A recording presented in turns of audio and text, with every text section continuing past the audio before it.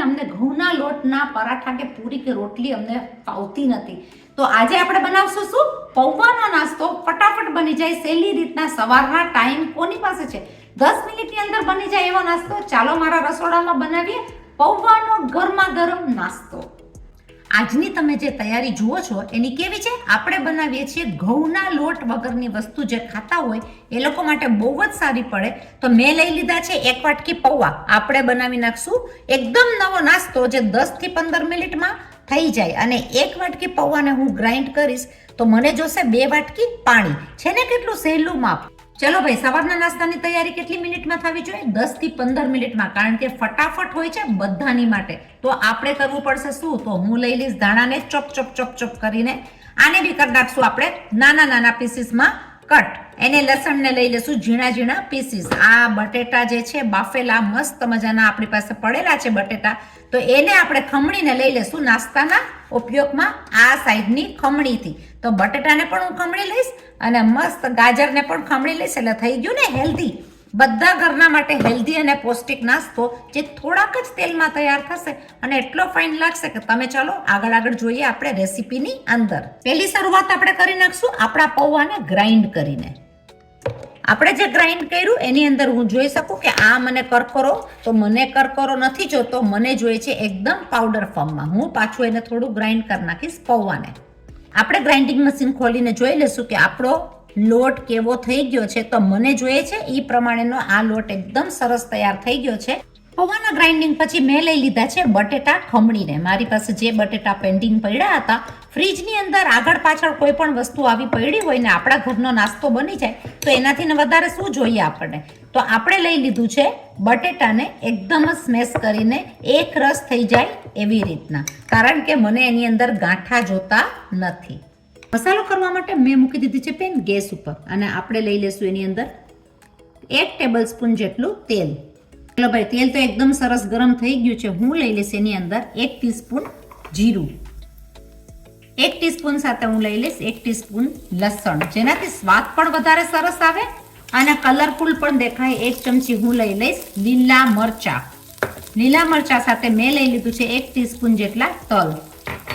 તલ સાથે સ્વાદ અને કલર વધારવા માટે કે જોતાની સાથે એ નાસ્તો ખાવાનું મન થઈ જાય ચીલી ફ્લેક્સ. ચીલી ફ્લેક્સ ન હોય તો તમે મરચાના ઝીણા ઝીણા ભૂક્કો પણ લાલ મરચાનો કરી શકો. આપણે બધી વસ્તુને સરસ રીતના સોતળી લેશું મીડિયમ ધીમા તાપ ઉપર. જોયું ને કેટલું ફાઇન કલરફુલ કલર દેખાય છે કે જોતાની સાથે કોઈને પણ મન થઈ જાય. અને આપણી આ બધું વસ્તુ પાકી જશે એકદમ તરત જ. આપણે કીધું એટલે એ માપ પ્રમાણે આપણે લઈ લેશું 2 કપ પાણી. 2 કપ પાણી માપીને લઈને લોટને ઉકળતાની સાથે આપણે કરી નાખશું એની અંદર ગરમ. આપણું પાણી જોઈ શકો તમે એકદમ સરસ મજાનું ઉકળવા માંડી ગયું છે. તો હું લઈ લઈશ આપણો પૌવાનો લોટ એની અંદર બધો એક સાથે કરી નાખશું એને મિક્સ. પૌવા જૂના હશે તો પાણી વધારે પીશે, તો ઓછું વધતું કંઈ લાગે તો તમે થોડું એવું એડ કરી શકો. પણ આ પૌવાનું મિક્સિંગ એકદમ સરસ રીતના થઈ જશે અને બે વસ્તુને મિક્સ કરીને કરી નાખશું એને લોટમાં કન્વર્ટ. આપણે એને પાકવા દેવાનો છે 2 થી 3 મિનિટ.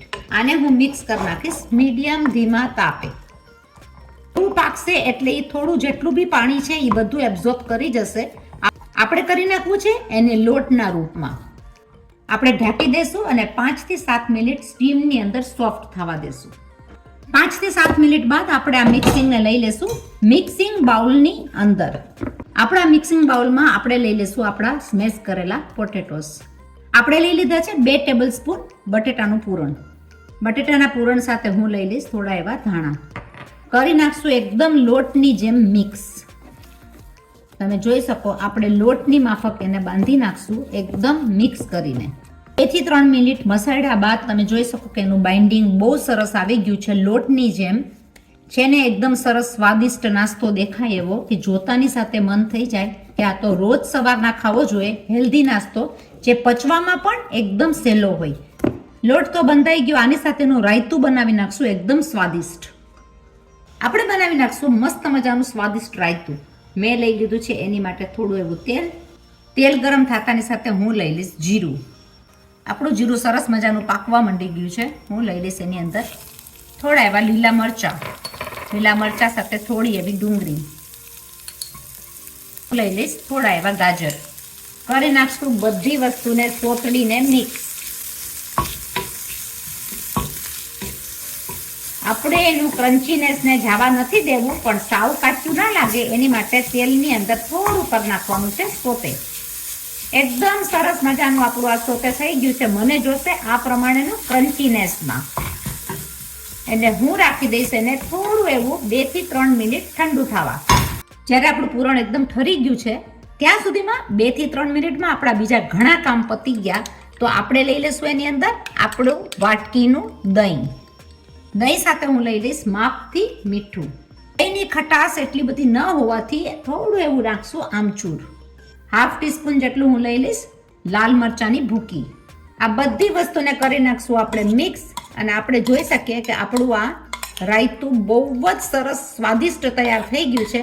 લઈ લેશું એને બાઉલની અંદર પરાઠા સાથે ખાવા માટે. તમે જોઈ શકો કે આ રાયતું આપણું એકદમ સરસ નંબર 1 અવ્વલ થયું છે. આપણા બનશે મસ્ત મજાના આલુ પરાઠા જેવા પરાઠા, પણ શેના? પૌવાના.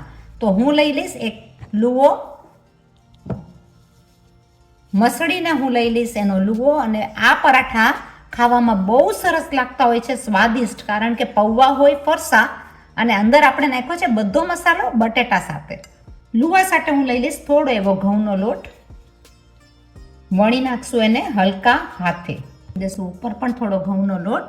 ભાઈ આ વસ્તુમાં બાઇન્ડિંગ તો આવે નહીં, એટલે થોડું તો ધાર કપાતી જશે.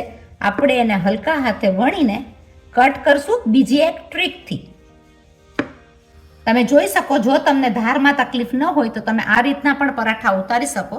નહીતર ધારવાળી વસ્તુ કોઈ પણ એક લઈને એને કટ કરી નાખશું આ રીતે.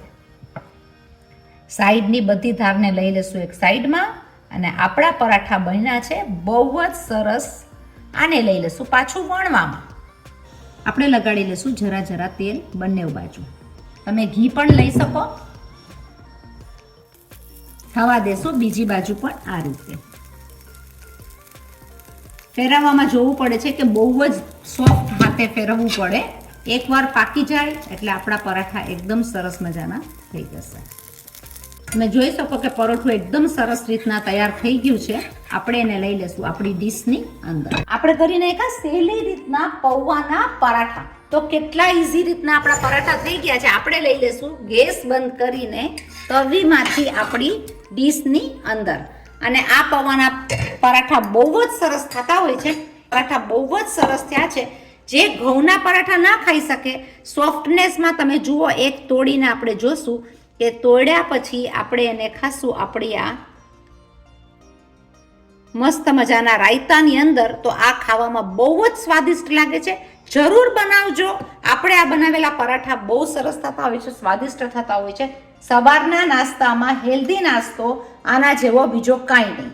તમે તેલમાં પણ કરી શકો અને તમે ઘીમાં પણ કરી શકો. આવું સરસ મજાનું અનેરું રાયતું અને આપણા મસ્ત મજાના હેલ્ધી પરાઠા. તો ક્યારેક આપણા મસ્ત મજાનું જમવાનું હોય, જે બિરયાની બનાવી હોય, મસાલા પુલાવ, આની રેસીપી આપણી આગળની રેસીપીમાં ઘણું છે, એની સાથેના નાસ્તામાં આ વસ્તુનું કોમ્બિનેશન બહુ સરસ રીતના જશે.